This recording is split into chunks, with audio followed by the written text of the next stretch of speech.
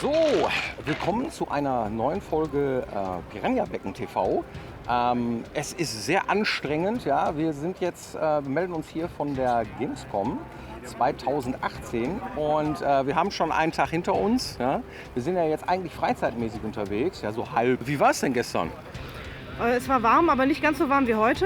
Bei uns ist es ja normalerweise immer so, dass wir Termine haben und dann ziemlich lange im Businessbereich in einem Raum sitzen und unser Spiel zeigen. Dieses Jahr ist das ausnahmsweise mal anders. Ich glaube, es ist Premiere für uns, dass wir das erste Mal auf der Gamescom sind. Das erste Mal in meinem Leben bin ich einfach mal nur Besucher. Besucher, genau. Das ist wirklich ein völlig anderes Erlebnis. Und wir haben die Gelegenheit, uns mal ein bisschen was anzugucken und Leute zu treffen, Hallo zu sagen und mal das Ganze aus eurer Perspektive zu sehen. Heute zeigen wir euch mal ein paar Stationen, die wir so ablaufen, wenn wir so auf der Gamescom sind.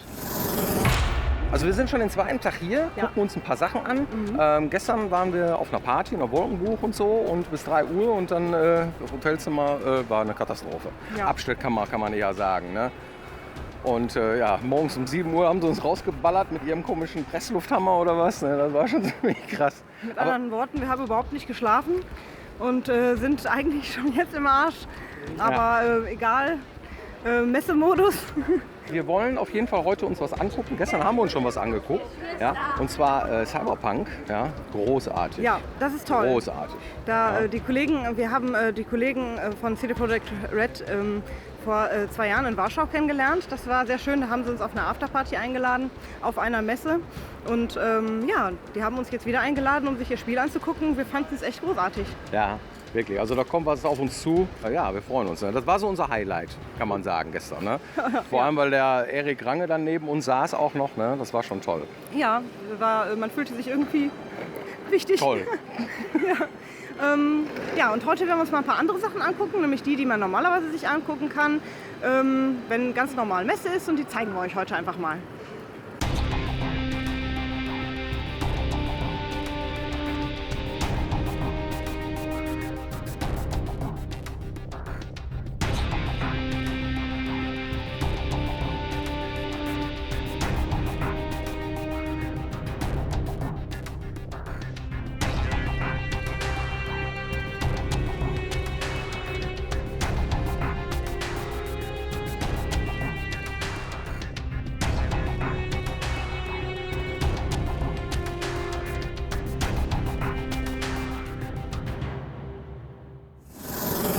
Wir sind jetzt hier am Stand von THQ Nordic. Ja? Und die haben sich dieses Jahr dazu entschlossen, es etwas rustikaler zu gestalten. Ja?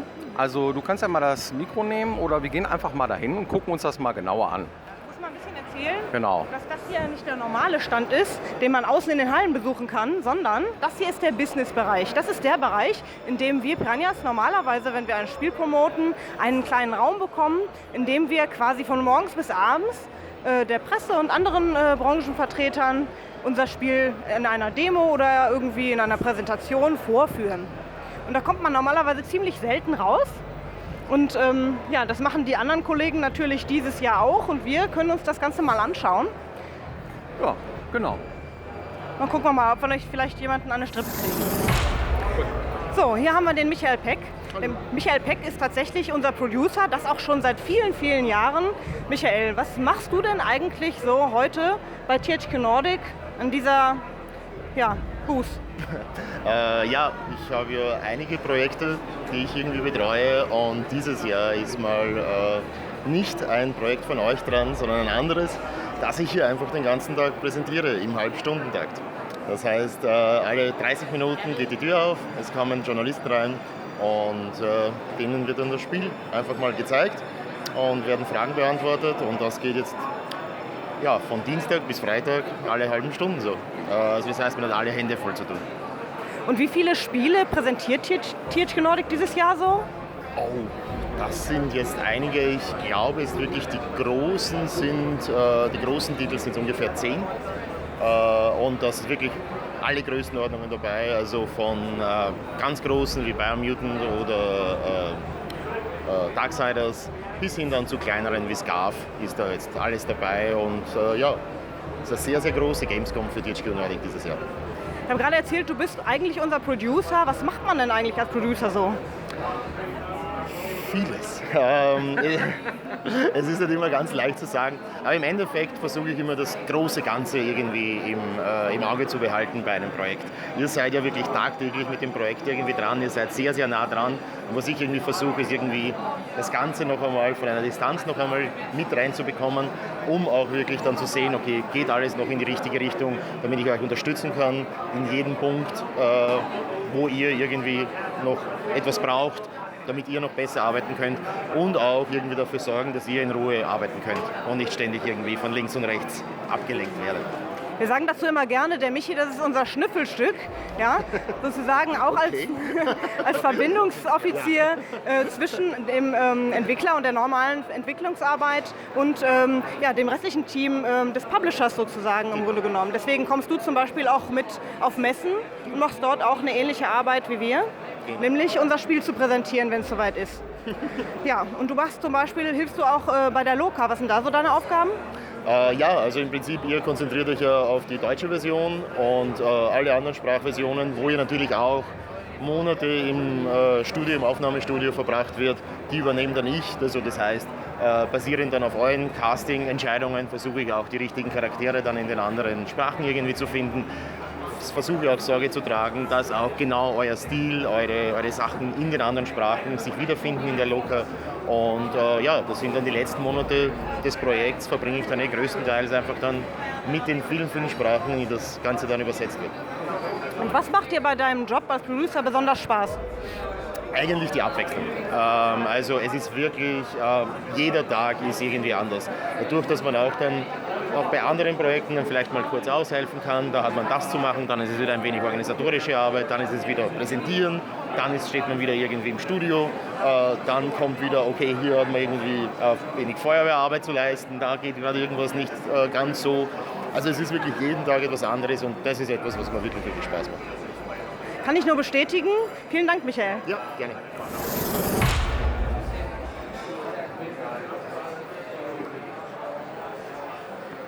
Ja, hier sind wir jetzt in einem der typischen Räume, in dem diverse Spiele bei THQ Nordic präsentiert werden. Meistens sitzen die Kollegen irgendwie und wir auch normalerweise von morgens bis abends und bespaßen die Presse. Wir sind jetzt hier bei den Kollegen von Mimimi Productions. Die haben nämlich gerade ein Announcement gemacht. Neben mir steht der Moritz.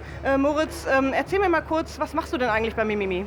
Ich bin der Design Director, das heißt, ich leite so das Design-Team, mache Level-Design, Game-Design mit unseren tollen Level- und Game-Designern. Und was genau habt ihr wann wie announced? Wir haben gestern hoffe ich, die Zeiten sind jetzt schon blurry, haben wir Desperados 3 announced und sind sehr, sehr happy, dass wir das machen können. Ja. Und ist das so? Sitzt du tatsächlich den ganzen Tag hier und präsentierst das Spiel? Also die meiste Zeit sitzen wir hier drin und wir haben eine ganz gute Taktung dieses Mal. Das heißt, es ist nicht irgendwie jede Viertelstunde ein neuer Termin, sondern wir haben einen Termin jede Stunde, der eine halbe Stunde geht. Und da sitzen dann mehrere Journalisten hier und man zeigt denen halt das Spiel. Immer so einen ähnlichen, also den gleichen Ausschnitt, den man sich ausgesucht hat, wo man sagt, das ist der Pitch, den wir machen und das zeigt man dann. Genau. Was ist besonders toll dieses Jahr auf der Gamescom? Ich war ewig nicht, das ist für mich alleine schon toll. Ich war die letzten 6 Jahre oder sowas nicht und jetzt dann mal wieder hier zu sein, ist für mich schon spannend. Und natürlich, dass wir announcen, dann ist halt alles und Butterflies und super und ja, das ist das Highlight bei uns gerade aktuell. Ich habe keinen Überblick über die anderen Games, weil ich sitze halt nur hier drin. Das geht uns auch immer so. Zeigt ihr das nur hier oder gibt es auch irgendwas draußen? Das ist dieses Jahr nur hier. Es läuft draußen ein Trailer am Stand von THQ und es gibt eine Bühnenshow, ich glaube immer um 12 jeden Tag. Aber abseits davon sind wir eigentlich nur noch hier und dann nächstes Jahr sind wir wahrscheinlich unten, hoffentlich. Mal gucken, zum Anspielen. Moritz, vielen Dank. Sehr gerne, Dankeschön.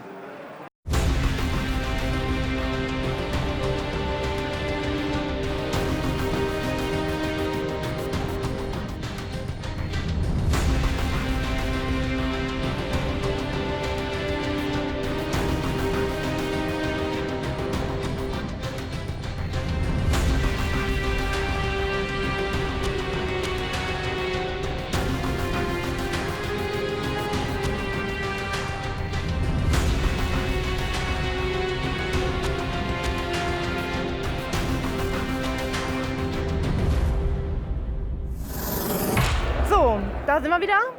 Und wir sind jetzt gerade beim Game-Verband. Du bist im Game auch tätig. Genau. Was ist denn der Game eigentlich? Was ist der Game? Der Game ist, wenn wir schon auf der Gamescom sind, der Träger der Gamescom. In dem Game gehört die Gamescom-Marke. Wir veranstalten das mit in Kooperation mit der Messe Köln, die das Ganze ausrichtet, größte Messe der Welt für Computerspiele. Nicht mal die Tokyo Game Show kommt da dran. Normalerweise haben die Asiaten uns ja einiges voraus. Was das angeht, sind wir dann doch größer. Der Game ist der Branchenverband der Branche. Es gab mal 2 Verbände, einmal den Bio auf der einen Seite und den Game in Großbuchstaben geschrieben auf der anderen Seite. Die beiden Verbände sind Anfang des Jahres fusioniert zum neuen Game in Kleinbuchstaben. Wir haben uns bei der Namenswahl wirklich alle Mühe gegeben, muss man ja ganz deutlich sagen. Und wir vertreten die deutsche Games-Branche. Das heißt, wir sorgen dafür, dass die Ansprüche, die die Games-Branche braucht, also eine gute Infrastruktur, ein Förderkonzept mit auf den Weg bringen, dass wir das begleiten und unter anderem noch für den Nachwuchs natürlich viel tun und die Gamescom mit ausrichten. Und wenn ich jetzt normaler Computerspiele bin, Computerspiele-Spieler bin und ich höre was vom Game, warum sollte ich das gut finden, dass es sowas gibt? Letztendlich, es ist immer so ein bisschen, klingt immer ein bisschen negativ, wenn man sagt, wir sind ein Lobbyverband. Aber das sind wir natürlich, wie andere Verbände auch. Und der Game setzt sich dafür ein, dass wir in Deutschland eine vernünftige Basis haben, auf denen Spiele erscheinen können und Spieler diese ohne große Angst zu haben, dass sie damit irgendwas falsch machen, kaufen. Zum Beispiel ist Game auch der Träger der USK. Und wenn man sich weltweit mal andere Bewertungssysteme anguckt, wie Spiele bewertet werden, eingereicht werden, wie die Alterskennzeichen zusammenkommen. Und ich war schon in vielen Gremien, dann muss ich sagen, die USK macht einen tollen Job. Auch wenn einige immer sagen, das kann doch nicht sein, dass ein Spiel hier zensiert wird und so weiter. Das ist ja nicht ganz der Fall, sondern wir gucken, welche Alterszielgruppen gehen die Spieler rein, was ist für die Familien angemessen. Und wir haben uns jetzt auch mit dafür eingesetzt, dass endlich diese Sozialadäquanz, was ein ganz schlimmes Wort natürlich ist, gibt. Dahinter, das muss man jetzt ein bisschen erklären, steht, dass ja verfassungsfeindliche Symbole, zum Beispiel Hakenkreuz, aber auch andere, verboten sind in Spielen in Deutschland, was ja auch für eine gewisse Zeit Sinn machte, aber in Filmen und Büchern, zum Beispiel auch im Fernsehen, schon lange unter diese Sozialadäquanzklausel fällt. Bedeutet, wenn es um Kultursachen, um historische Sachen geht, um Erklärungssachen, Dokumentationen, Parodiesachen, dann sind diese Sachen erlaubt, waren aber seit einem sogenannten Wolfenstein-Urteil nie in Deutschland erlaubt, das noch zurückgeht in die 90er Jahre. Und jetzt ist es so, dass dieses Thema auch gefallen ist. Das heißt, wenn es zum Beispiel Serious Games gibt, die sich mit dem Thema Zweiten Weltkrieg auseinandersetzen, wie war das damals, das Schicksal von Familien erzählt zum Beispiel, und da taucht dann ein Hakenkreuz auf, war es früher ein Problem, weil die USK diese Spiele nicht testen durfte. Heute ist das anders. Das Ganze ist fallen gelassen worden und fällt jetzt auch unter diese Sozialadäquanzklausel. Und dafür haben wir uns mit stark gemacht, dass Film, Buch, Fernsehen und Spiele endlich, zumindest was das angeht, gleichgestellt sind. Das heißt, es gibt sehr viele verschiedene Themen, wo der Gameverband sich im Grunde genommen für die komplette Gamesbranche einsetzen kann. Und aus wem setzt sich denn der Gameverband überhaupt so zusammen? Der Gameverband setzt sich im Moment zusammen aus über 250 Mitgliedern. Die sind gestaffelt in Basismitglieder, außerordentliche Mitglieder und ordentliche Mitglieder. Da sind alle drin, von ganz kleinen Firmen, ganz kleinen Zwei-Mann-Studios, die Mitglied sind, bis große Firmen wie Nintendo oder EA. So dass wir also wirklich, würde ich mal sagen, die ganze Branche abdecken. Wir haben Arbeitsgruppen, wo Hochschulen mit dabei sind, wo wir über das Thema Förderung reden, über das Thema Jugendschutz, über das Thema, wie kommuniziere ich Spiele in der Öffentlichkeit, wie erkläre ich vielleicht dem einen oder anderen Politiker, der noch nicht ganz damit vertraut ist, dass das, was wir hier machen, wir wollen nur spielen und nicht mehr. Und wir haben keine schlimme Agenda hinten dran. Und das heißt, da tun wir auch viel. Und daraus setzt sich dann der Gamesverband wirklich zusammen. Und da sind auch ganz viele junge Nachwuchsstudios dabei, was uns sehr freut und nicht nur die alteingesessenen Hasen. Apropos alteingesessene Hasen, hallo Björn hinter der Kamera. Ja. Genau, denn wir sind auch schon sehr lange Mitglied im Game. Ja, Stefan, was macht dir denn bei deiner Arbeit, insbesondere beim Game, am meisten Spaß? Was mir am meisten Spaß macht, ist Nachwuchs. Also mich wirklich mit um den Nachwuchs kümmern, die jungen Teams, Entwickler, Grafiker, Selbstständige mit zu beraten, dass die vielleicht nicht die Fehler machen, die ich vielleicht mal gemacht habe, die ich schon gesehen habe, die andere machen. Wie gründe ich, wie finanziere ich mich, wie pitche ich ein Produkt bei einem Publisher. Das ist so die Sache, die mir mit am meisten Spaß macht. und generell, so blöd das klingt, manchmal doch etwas, wenn man Erfahrung hat, etwas zurückgeben zu können. Und dafür bietet so jemand wie der Game als bundesweiter Verband eine gute Chance. Du bist jetzt hier auf der Gamescom. Was hast du die nächsten Tage hier noch vor? Schlafen. Schlafen. Was wir zu wenig tun, eindeutig? Ja, schlafen. Ich versuche, man wird ja auch älter. Ne? Björn, wem sage ich das? Ne? Das heißt, man macht nicht mehr so viele Partys mit. Wo ich mich am meisten darauf freue, ist 3 Tage lang Leute zu sehen, die man sonst nur übers Jahr verteilt, irgendwie so nach und nach mal sieht, die alle auf einen Haufen zu sehen. Das ist ja dann für uns teilweise auch so ein bisschen Klassentreffen. Auf der einen Seite und auf der anderen Seite dann seine eigenen Produkte. Ich habe ja noch einen Publisher, die einfach vorzustellen und zu gucken, wie die Leute darauf reagieren. Und das ist ganz schön. Vielen Dank. Sehr gerne, schön. Ja Leute, was ist denn hier los? Was ist denn mit uns passiert? Wir sind heute Morgen wach geworden und dann haben wir so komisch ausgesehen. Also irgendwie so ist schon ziemlich anstrengend. Ne? Gerade bei dem Wetter. Wir werden immer gefragt, ob wir schwitzen. Schwitzt du? Ja, aber nicht ganz so schlimm wie du, glaube ich. Nee, also ich zerfließe. Aber ich glaube, wir sind noch nie so oft fotografiert worden, oder? Das ist richtig. Ja. Es bleiben sehr viel mehr Leute stehen und wollen irgendwelche Fotos machen. Und dann weiß man mal, wie man sich fühlt, wenn man voll kostümiert über die Cosplay geht, über die Gamescom geht.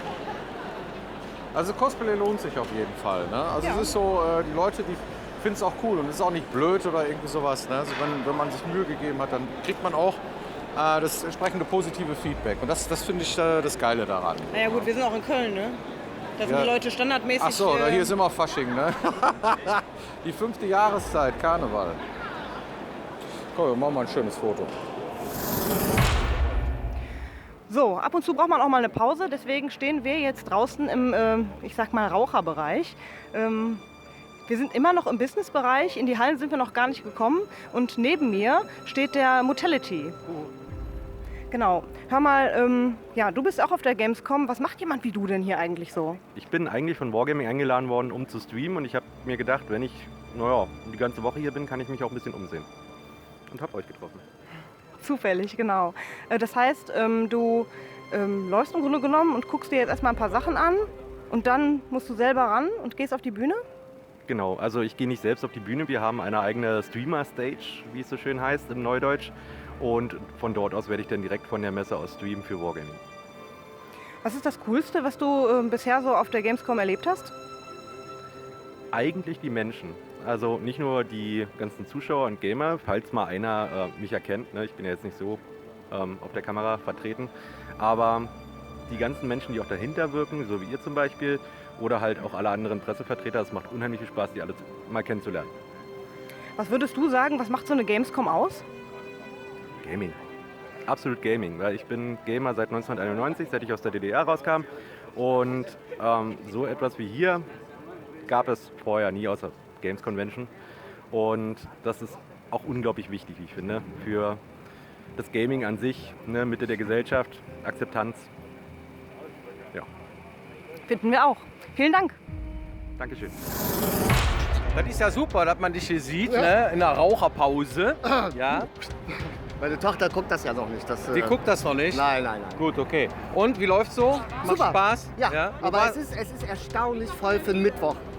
Oder? Für einen Mittwoch ist es wirklich, ich war schockiert. Ich bin eben auch mit der Videokamera durchgelaufen, weil ich einfach dieses Massenphänomen filmen wollte. Ja. Also ich kann mich noch erinnern vor ein paar Jahren, dass der Mittwoch noch immer noch relativ angenehm war. Ja. Und heute ist vorbei, ne? ja, heute ist vorbei. Ist vorbei. Also die Business Area ist ja ganz schön. So, muss man ja sagen. Da kann man noch atmen. Aber hier ist es wirklich... Vor allem, die ist auch richtig gut temperiert. Das heißt, Stimmt. Ja, guck mich mal an, ich bin total verschwitzt. Ne? Gut, ich komme auch gerade vor eine Bühne. Wir hatten da gerade so einen Termin, ne, mit den ganzen Deathplay-Jungs und so. Eine schöne Überraschung auch noch. Ja, Herzlichen Glückwunsch zum Geburtstag. Dankeschön, Björn. Dankeschön. Jetzt noch mal für alle Zuschauer. Ja, super. Ja, die habe ich immer zur Gamescom und das ist schon irgendwie immer Tradition. Ja, so, eigentlich machen die Gamescom doch nur für dich. Ja. Also, Aber was genau machst du denn auf der Gamescom, Carsten? also eigentlich gucke ich nur mal so, was es halt eben, was die Stände wieder für massig Geld raushauen, um sich hier zu promoten. Das ist ja Wahnsinn. Also selbst THQ Nordic die haben ja aufgefahren, unglaublich, mit riesigen Statuen davor, Cosplayer ohne Ende. Also richtig, richtig schön. Und ja, natürlich, um nette Leute zu treffen, ist auch immer schön hier. Ja. Und ja, der Merch die Merch-Arena, die ist auch richtig gut. Also ich habe jetzt schon ein paar Sachen gesehen, die ich mir eventuell holen werde, die recht kostengünstig sind. Ja. Also doch Das wirklich heißt, so das sind sehr Figuren- viele Händler, die so Gaming-Kram verkaufen, genau. Ne? So irgendwelche Würfel, auf die man sich setzen kann, T-Shirts mit irgendwelchen aufgedruckten Kram und so. Also das ist schon ziemlich geil. Also wenn man irgendwie sowas braucht, ne? Ja, oder so als so Cosplay Mitbringsel, oder sowas, ja. Genau. Großartig. Was mir aufgefallen ist dieses Jahr, dass diese Cosplay-Waffen wirklich wieder richtig groß und so ausladend sind. Ich dachte irgendwie, das wäre mal vor ein paar Jahren so gewesen, dass sie da besonders Augenmerk drauf gerichtet hätten. Das ist dann Aber- so waffenmäßig. Aber guck, da zum Beispiel gerade. Ja. Ist Ja, alles das wieder ist ein ja schon bisschen keine, freizügiger ist ja schon geworden. keine Waffe mehr, das ist ja schon fast ein Bügelbrett. Ja, Ne? stimmt. Also, Genau, haben die wahrscheinlich auch gesagt, nee, das ist mein Zauberbesen. Mit dem fahre ich mit nach Hogwarts. großartig. Vielen Dank. Bitte.